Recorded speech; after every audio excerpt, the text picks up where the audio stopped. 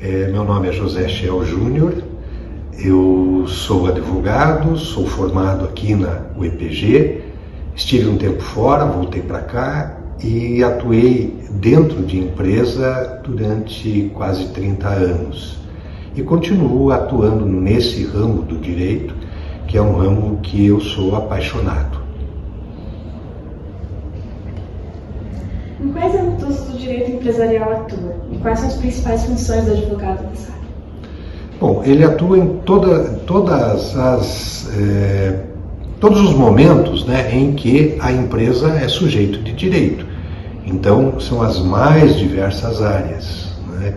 Então, um advogado que atue para uma empresa, especificamente dentro de uma empresa, ele é multidisciplinar, né?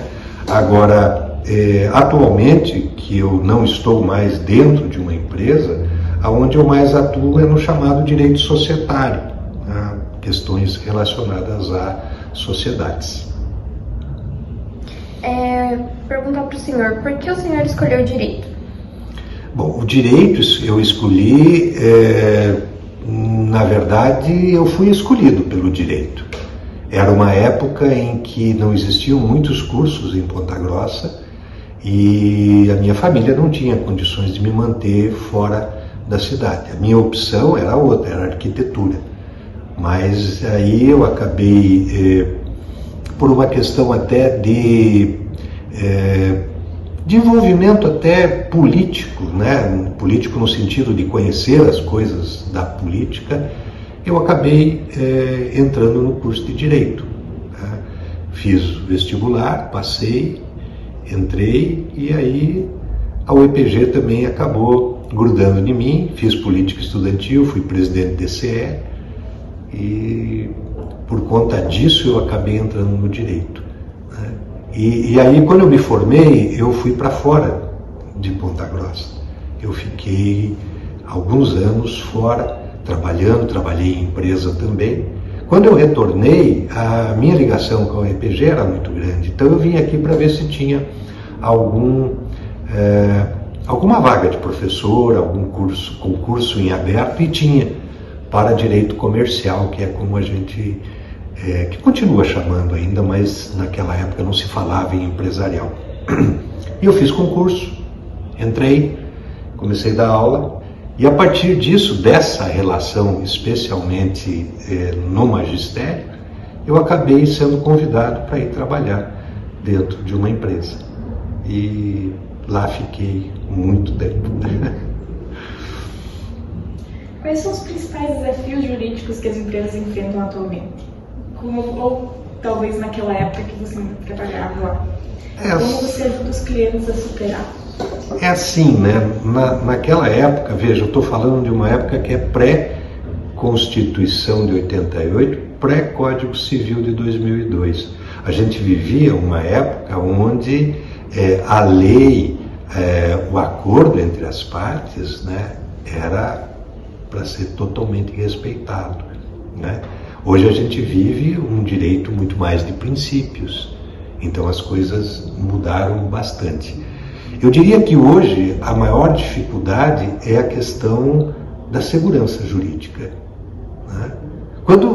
Imagina o seguinte, que alguém vai constituir uma atividade empresarial, né? Vai abrir uma empresa, vai empreender, seja pequeno, seja grande, e que ele vai botar um capital ali, fruto muitas vezes, né, de sacrifícios e tal. Ele precisa ter segurança disso, de que as regras não vão mudar, né? E essa, eu diria que é a maior dificuldade do direito empresarial hoje, é dar ao empresário um norte, né? E aí a gente enfrenta dificuldades muito grandes, porque a gente diz alguma coisa e de repente vem uma decisão e muda isso, né? Então isso eu diria que é a maior dificuldade no momento, nos dias atuais, é essa questão da segurança jurídica. E a gente só consegue aí sim, respondendo essa parte, como a gente pode ajudar? A gente pode ajudar estudando muito para entender e prever, né, o que vai acontecer. Então hoje o que a gente tem? A reforma tributária. Né?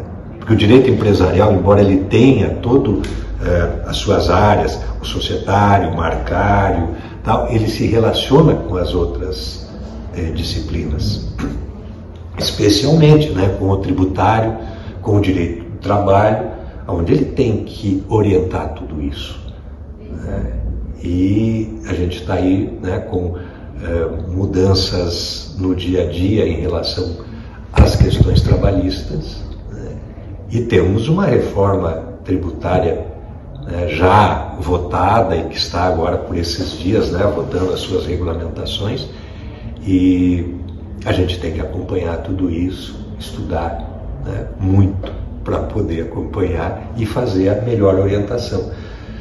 Mas que segurança né, a gente já não tem, né, para chegar e dizer é assim.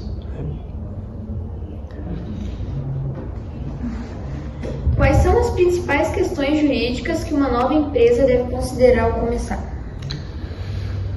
Bom, esse questionamento é muito mais uma questão de gestão, né, que se voltaria muito mais para a administração, né? Mas enfim, o grande problema que a gente enfrenta quando se vai constituir uma empresa, especialmente naqueles que são os pequenos, né, é a falta de estudo anterior. Né? Então o empreendedor acha que tem uma ideia na cabeça e ele vai botar aquilo para acontecer, sem estudar o mercado, sem ter um modelo de negócio, sem fazer um planejamento. Então esse é o maior problema, né? Que depois, por isso, a grande quantidade de empresas que são constituídas e que fecham num prazo muito rápido, né? 1 ano, 2 anos, muitas delas acabam fechando. Então, o problema, a rigor, aí não é jurídico, mas o advogado que atua na área empresarial, ele conhece isso, porque ele já enfrentou, ele já viu essas situações. Então, sim, ele acaba ajudando esse empreendedor a entender esse negócio. E muitas vezes ele vai até tirar da cabeça, né? Porque o empreendedor quer fazer alguma coisa, mas não se estruturou para isso. Não tem capital para, por exemplo, suportar uma situação inicial até gerar caixa, tal coisa, né?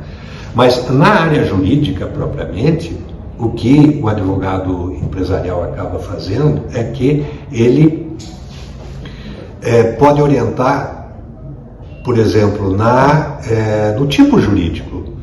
O que ele vai fazer? Ele vai ser um MEI? Ele vai ser uma sociedade limitada unipessoal? Ele vai ter sócios e vai ser uma limitada? E aí entra uma grande situação que é a grande maioria dos profissionais, né, de direito descarta as outras opções, os chamados tipos societários menores. A própria doutrina fala assim, mas a gente tem que conhecer. E às vezes aquilo que o empreendedor quer fazer se adapta a um desses outros tipos. Só que se a gente não conhece, não tem como oferecer a solução adequada, né? Uma outra coisa que eu particularmente gosto muito é da sociedade anônima, e que normalmente se pensa em sociedade anônima para grandes negócios. Nem sempre. Hoje a própria legislação fala das pequenas sociedades anônimas, facilitando a sua gestão, facilitando publicações, tornando ela mais barata de existir. E tem uma coisa, né, que a sociedade anônima tem. O sócio, o acionista, né, da sociedade anônima, ele pode vender as ações dele sem perguntar para ninguém, sem precisar que os outros assinem qualquer documento. Isso é uma grande facilidade. E às vezes os acionistas querem isso. Ele chega com uma coisa, eu quero um negócio que eu vou entrar, mas eu quero sair a hora que eu quiser e ninguém tem que ver nada com isso. Sociedade anônima. Numa limitada, precisa autorização, pelo menos assinatura do contrato, que vai ser alterado, e precisa todos assinarem, ou às vezes a maioria quando há alguma encrenca. Mas a questão tributária, qual é o regime tributário que esse empreendedor vai fazer, né? Até a questão trabalhista. Hoje a gente tem muitos outros modelos que não sejam somente a questão do vínculo empregatício. Então, pode ajudar sim em muita coisa. O que você considera ser a tendência mais significativa no direito empresarial nos próximos anos e como as empresas podem se preparar para ela?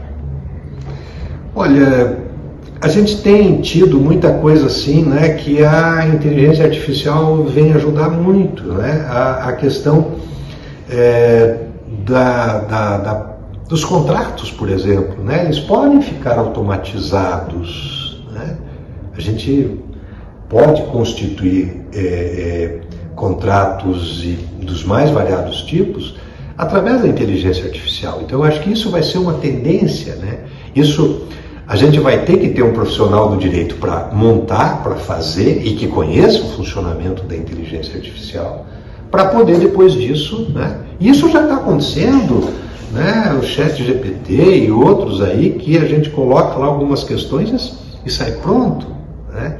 A gente tem que ver bem, porque, é claro, a inteligência artificial, ela utiliza experiências anteriores, né? E nem sempre aquilo que ela vai colocar é adequado para o caso que a gente está colocando. Mas, sim, eu acho que isso é uma tendência.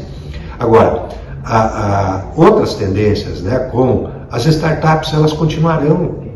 Tem pouco de profissional do direito entendendo a startup. Está ficando um nicho isso, né? Só alguns que conhecem. E tem algumas questões assim que são básicas, entende? Numa startup. O cara pensou um negócio, montou lá e daí ele vai receber um investimento. Pensem só o seguinte, ele abriu uma sociedade limitada unipessoal, botou lá um capital de R$1.000, porque a grande coisa era a ideia dele, e aí vem alguém e coloca R$1 milhão. Se ele não tiver o cuidado de ter alguém que consiga orientá-lo, o que vai acontecer? Ele vai ficar com R$1.000 versus 1 milhão. Ele não vai mandar nada, ele não vai ganhar nada com isso. Precisa cuidar disso. Só que, normalmente, essas pessoas que têm grandes ideias em startups, elas não estão preocupadas com a parte jurídica, né? Então tem que ter um profissional do direito preocupado e vendo e atendendo. E é um campo muito grande. Bom, grande tendência também, né, diria assim, mundial, é as questões da gestão corporativa, né? Uma gestão que seja ética, seja moral. Isso é uma coisa que vem se falando há mais de 20 anos, mas ainda existem empreendedores, né, que acham que o lucro tem que ser a qualquer custo. E não é. Isso acabou. A gente tem que cuidar do meio ambiente, a gente tem que cuidar da questão social, da questão ambiental, enfim, relações de trabalho, tudo isso.